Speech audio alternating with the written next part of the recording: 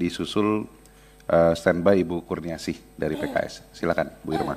Bismillahirrahmanirrahim. Assalamualaikum warahmatullahi wabarakatuh. Pimpinan Komisi 9 yang saya hormati, kawan-kawan Komisi 9 yang saya cintai dan banggakan, Pak Menteri Kesehatan berikut jajaran, BPJS Kesehatan dan berikut jajaran, DJSN dan berikut jajaran, Dewas juga dan berikut jajaran semua.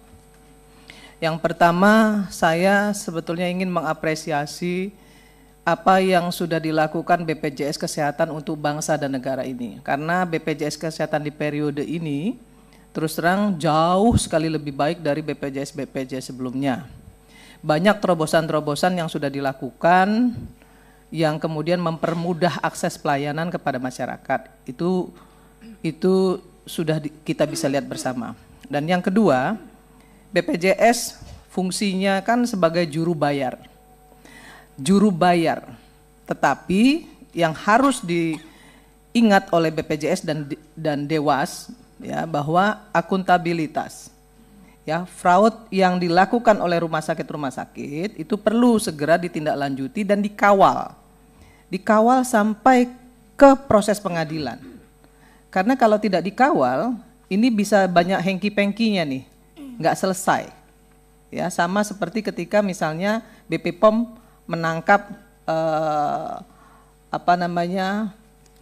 orang-orang yang sudah melakukan kesalahan di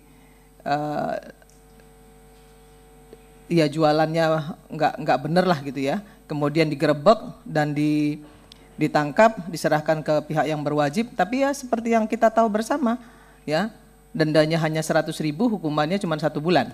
Nah ini yang seperti ini juga harus dikawal oleh BPJS dan Dewan Pengawas BPJS.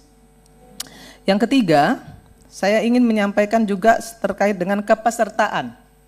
BPJS harus jemput bola, bicara dengan Pemda. Ya, dulu kan ada Jamkesda, Jamkesmas. Nah, tolong bicara dengan Pemda, mereka juga harus bisa memberikan bantuan iuran untuk peserta BPJS di daerah, sama seperti ketika mereka misalnya mengeluarkan anggaran untuk Jamkesda, Jamkesmas. Nah ini yang saya lihat masih belum terlalu maksimal dilakukan oleh BPJS di daerah. Kalau misalnya BPJS cabang tidak mampu melakukan itu, bernegosiasi dengan Pemda, maka direkturnya turunlah, ya, lakukan negosiasi dengan bupati, wali kota dan gubernurnya, supaya kepesertaan BPJS ini betul-betul bisa maksimal. Kemudian yang terakhir saya mau bilang soal BPJS nih ya, side effect kris. Side effect kris ini luar biasa loh, jangan salah, ini akan menggerus pendapatan BPJS Kesehatan. Nanti saya akan bicara soal Pak Menteri dengan Pak Menteri Kesehatan juga nih soal side effect ini, juga dengan DJSN. Ya, kenapa? Kita sama-sama tahu bagaimana tarif yang sekarang saja, ya, yang sekarang saja itu banyak yang tidak aktif, yang sebagaimana yang disampaikan oleh Dewas BPJS Kesehatan, banyak yang tidak aktif. Apalagi nanti ketika kris dilaksanakan dengan satu tarif, pasti akan ada kenaikan tarif. Tadi juga DJSN sudah menyampaikan akan ada kenaikan tarif di 2025, bahkan sudah dipersiapkan ya. Regulasinya. Artinya akan ada kenaikan tarif. Nah, apakah ini tidak akan membebani masyarakat lagi? Yang perlu dilakukan oleh pemerintah sebenarnya memperbaiki tata kelola agar akses pelayanan kesehatan masyarakat itu bisa maksimal diterima oleh rakyat. Bukan sekedar menaikkan iuran tapi pelayanannya tidak sempurna, tidak maksimal maksud saya. Tidak maksimal. Bisa kita lihat 3 hari orang berobat sudah dikeluarkan. Itu kaitannya dengan tarif inasi bijisnya, dengan kapitasinya. Ini kan harus dibenerin nih. Rumah sakit yang nakal, Pak Menteri Kesehatan juga nanti harus ditindak, diberikan punishment.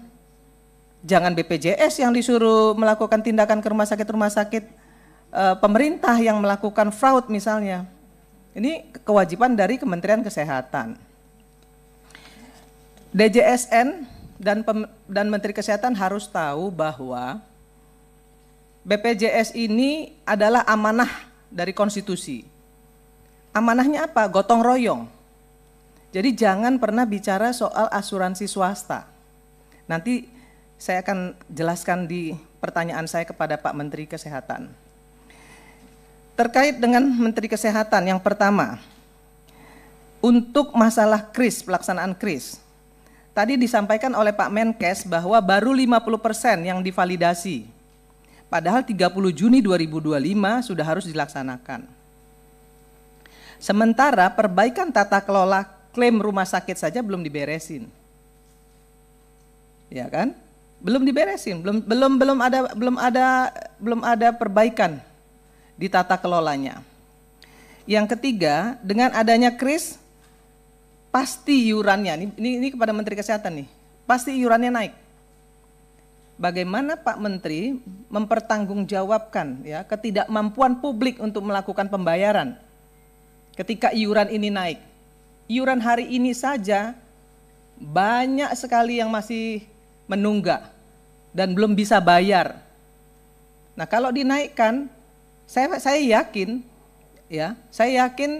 kas BPJS akan jebol. Kalau kas BPJS jebol, pasti nanti defisitnya akan makin besar lagi.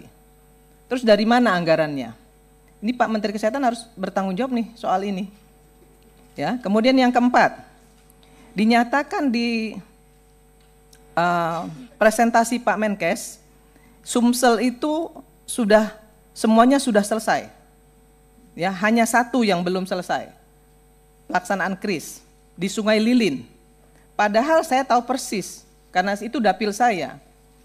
Di sebelah saya ada Ibu Bupati nih. Ini ada Ibu Bupati di Lahat.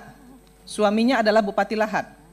Di Lahat itu belum persiapan KRIS belum dilakukan.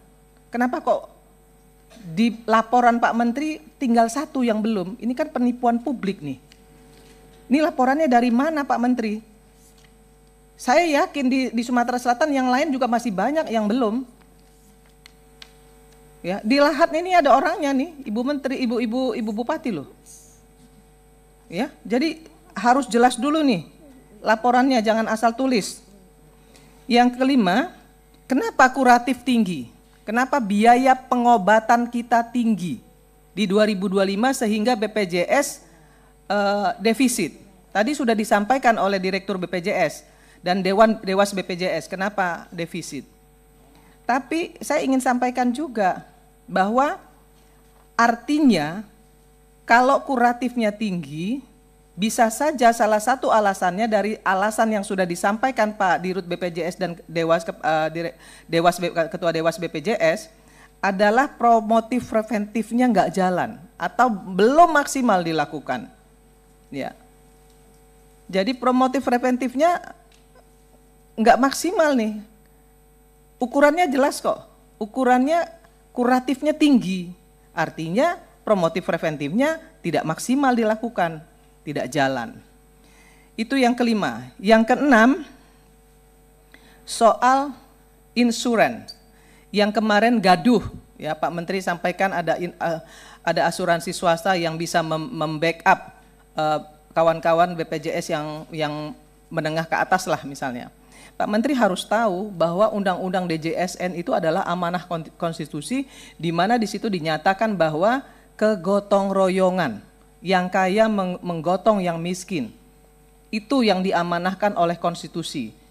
Soal kemudian kuratifnya tinggi, ya pemerintah harus bertanggung jawab. Dari mana uangnya? Banyak pos-pos yang bisa dilakukan kok, yang bisa menanggulangi iuran BPJS ini. Salah satunya adalah cukai rokok. Cukai rokok itu kan bukan pajak, tapi adalah anggaran dana kesakitan masyarakat akibat rokok. Nah, itu bisa di split ya, bisa dialokasikan untuk membantu anggaran BPJS Kesehatan. Nah, kenapa harus misalnya minta anggaran yang lain-lain? Anggaran dari cukai rokok itu bisa disampaikan kepada pemerintah itu bisa digunakan untuk menambah anggaran BPJS Kesehatan. Nah, saya curiga, mohon maaf nih, ya saya curiga BPJS Kesehatan hari ini sudah membuka ruang atau Kementerian Kesehatan sudah membuka ruang, pemerintah sudah membuka ruang dengan adanya kenaikan kelas, ya. Selisih kenaikan kelas itu bisa dibayar oleh masyarakat. Dari kelas 3 bisa naik ke kelas 2 dia bisa bayar selisih. Dari kelas 2 ke kelas 3 dia bisa bayar selisih. Nah, saya curiga dengan adanya asuransi swasta ini yang akan dilakukan adalah urun medis. Ya, urun medis nih. Jadi obat-obatan, alat-alat kesehatan yang digunakan untuk pasien BPJS ini nanti diminta urun. Masyarakat diminta urun nih. Ya, sama seperti urun iuran kenaikan kelas. Nah, ini yang saya wanti-wanti jangan sampai terjadi nih Pak Dewas. Ini nggak boleh dilakukan nih, ya. Ini melanggar amanah konstitusi nih. Urun medis ini nggak boleh dilakukan. Jadi obat dan alkes, ya, kemudian itu akan dihitung dan dibebankan kepada pasien BPJS. Itu menyalahi undang-undang, menyalahi konstitusi, nggak boleh dilakukan. Maka saya selalu mengatakan tolong dulu baca undang-undangnya, baca konstitusinya, baru kemudian sampaikan ke publik supaya publik tidak gaduh. Kemudian yang ke-8 saya ingin sampaikan kepada Pak Menteri juga. Ke-7 untuk RS yang memainkan tarif inasi bijis, ya 3 hari keluar, kemudian 2 hari istirahat masuk lagi. Nah, rumah sakit yang seperti ini harusnya mendapatkan punishment. Ya, harus kan dibenerin nih regulasinya, tata kelolanya dibenerin supaya BPJS juga nggak jebol, ya. Kemudian yang ke-8, rumah sakit jualan obat dan alkes. Pak Menteri mengatakan kepada kita semua bahwa membangun rumah sakit, kemudian memenuhi alat-alat kesehatan dan obat-obatan agar orang-orang Indonesia tidak berobat ke luar negeri. Tapi Pak Menteri tahu nggak sih rumah sakit sekarang ini banyak jualan obat dan jualan alkes. Orang sakit itu dikasih obat banyak sekali, bahkan obat sejenis, ya untuk pereda nyeri aja harusnya 1 dikasih 2. Nah itu salah satu contoh. Kemudian setiap kali kita rawat inap itu harus juga periksa darah lengkap. Padahal sakitnya nggak perlu harusnya itu. Mungkin harus kolesterol dan yang lain-lain lah ya 2, 3, 4 item. Tapi seluruhnya diminta untuk dilakukan tes darah lengkap. Itu juga menghabiskan biaya. Bu Irma, kemudian kalau boleh dipersingkat. Enggak, satu lagi, Pak. Ini perlu penting saya sampaikan, Pak. Makanya yang penting. Nah, yang selanjutnya penjualan alat-alat kesehatan loh, Pak. Yang harusnya nggak operasi harus operasi. Kan ini juga harus diberesin dengan Menteri Kesehatan. Nggak boleh seperti ini. Artinya tata kelola rumah sakit juga harus dibenerin. Kalau nggak mau BPJS Kesehatan jebol, nggak mau orang Indonesia berobat ke luar negeri. Saya kira ini yang bisa saya sampaikan kepada Pak Menteri. Satu lagi terakhir ini ya, side effect check up gratis.